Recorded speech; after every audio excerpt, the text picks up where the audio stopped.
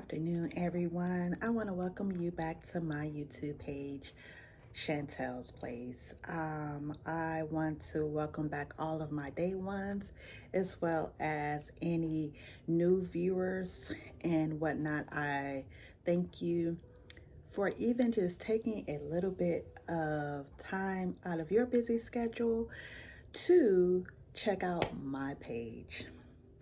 So today's video is going to be about the importance of kindness and how to be kind. We live in such a hectic world full of malice, full of greed, hate, and so many other negative things that we experience each and every day. So kindness is very much so needed.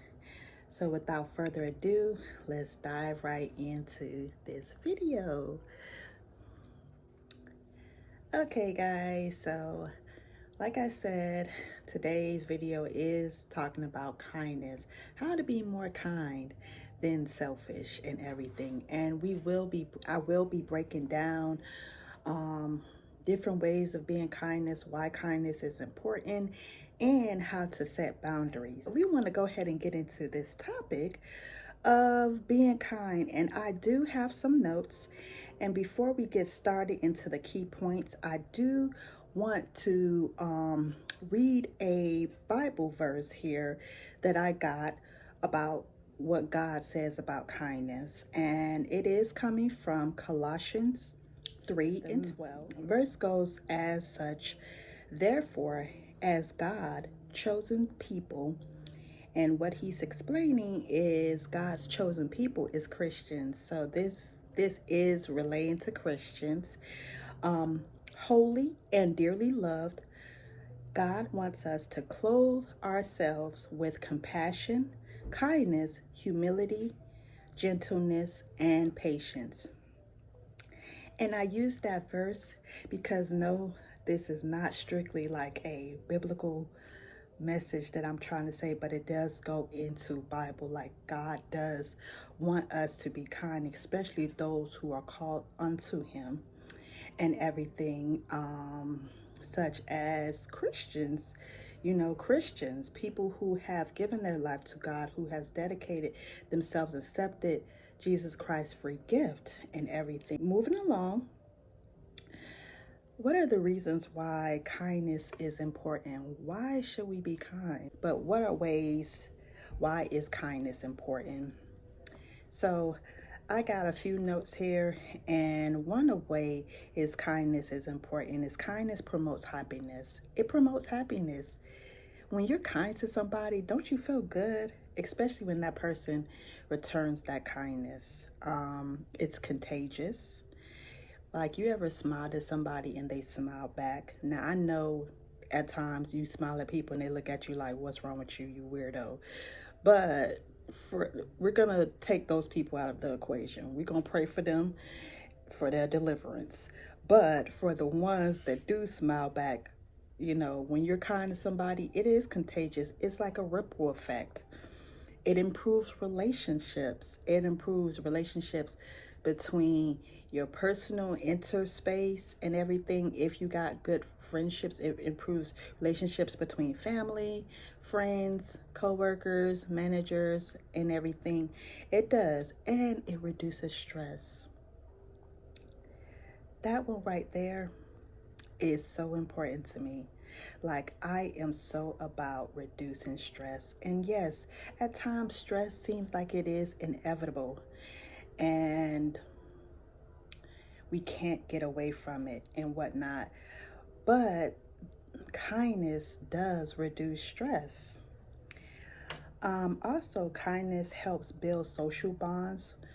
When we are kind, we encourage others to be kind, and it boosts the feelings of confidence and everything.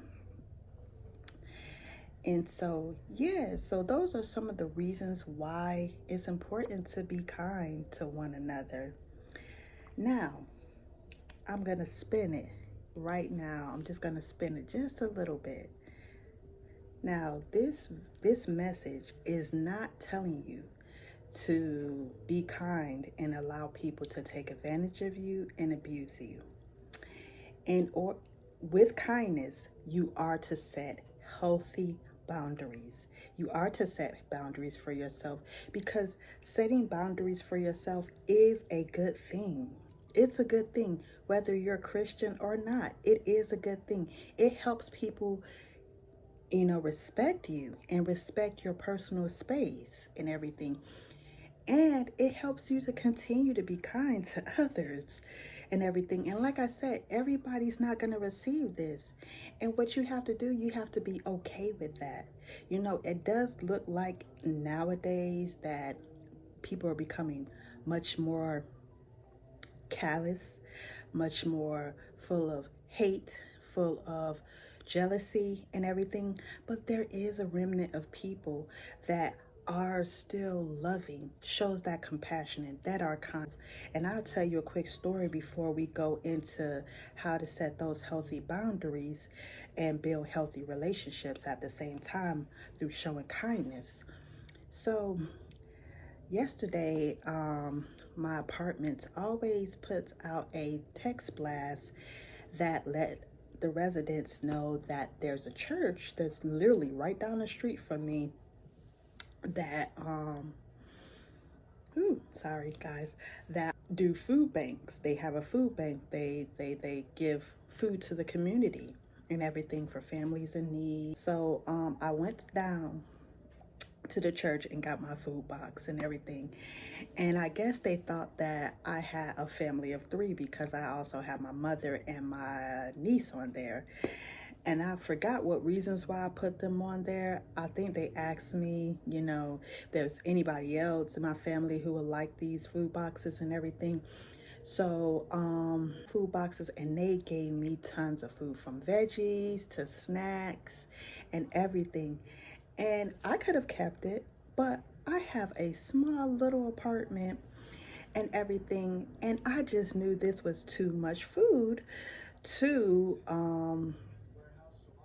keep. Half of it was gonna go to waste. So I text blasted my few of my coworkers, was like, hey guys, look, I have vegetables galore. Just went to this church and they gave me all this food. Like, I can't keep it for myself because half of it's gonna go to waste. So I thought they were gonna be like, no thank you, we're good and everything. And I was just gonna be like, well, I gotta find somebody to give this food to, and I will find somebody, because that's the right thing to do. Yes, God has blessed me to be able to get this food box, but this blessing is not just for me, it's for others. And so I was expecting them not even to reply. Little behold, within minutes, they was like, girl, yes, please, bring me this, bring me that. I had told them what was in the food boxes, and I was like, oh, okay. And all of them responded in such a positive way that I wasn't even expecting. Sometimes we jump to the conclusion in our mind how something's going to play out, and it comes out to be totally different. So that just delighted my heart. And so I just started separating the food and everything. And even the extra that I had that, I separated, put the rest of the food that I could put in plastic bags, and I still had a lot. So yes, so that just made my heart smile. Even just telling y'all that story brings tears to my eyes, because like I said, I didn't think my coworkers were gonna even respond. And when they was like, yeah girl, load us up. So that just made me smile. But just staying on track, we was talking about how to set those healthy boundaries. And before I tell you how to set those healthy boundaries, first, we got to know what words mean. You know what I'm saying? We really have to know what words mean. If we don't know what a word means, how can we actually do what it says? If you don't know what a boundary is, how can you set one? So I decided to do a little research and find a good definition for what a boundary is. The definition of a boundary is a limit or edge that defines you as separate from others. A limit or edge that defines you as separate from others. And guys, give me one moment. Like I said, I was over here trying to make my dinner, which is going to be fettuccine, and use some of my vegetables that I got, y'all. I'm so excited. Use some of my vegetables and whatnot.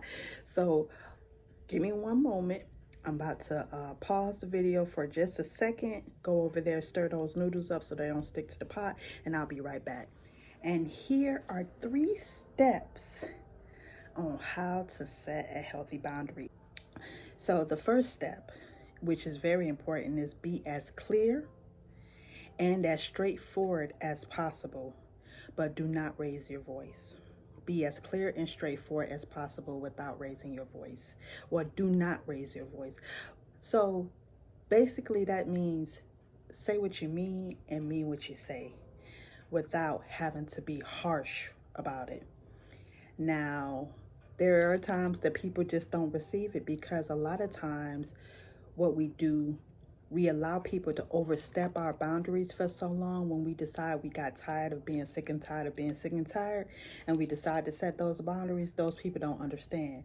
And we have to say it a couple of times, and sometimes we do have to raise our voice and everything. So yes, but if we are smart and wise, we shouldn't have to. And if those people still, if they get mad, it's okay to distance yourself from them. No, you're not being mean. No, you don't hate them. No, you don't stop loving them. You just say, okay, since you're not receiving what I'm telling you, I will have to set the boundary for you. And sometimes you just have to distance yourself from people, and it's okay. And if you're a Christian and you feel guilty, get on your knees and pray and ask God for clarity. Second step is state your need or request directly in terms of what you are like, rather than what you don't want or like. And the third step is accept any discomfort. Ooh, this one is important, guys. Accept any discomfort that arise as a result, whether it's guilt, shame, or remorse. Accept that. Accept setting boundaries are not easy.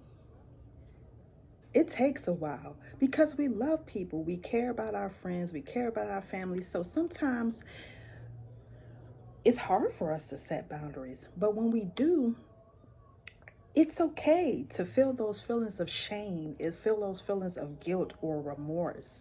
Again, get on your knees and pray and say, God, I love my family member, but I have to set this boundary between us.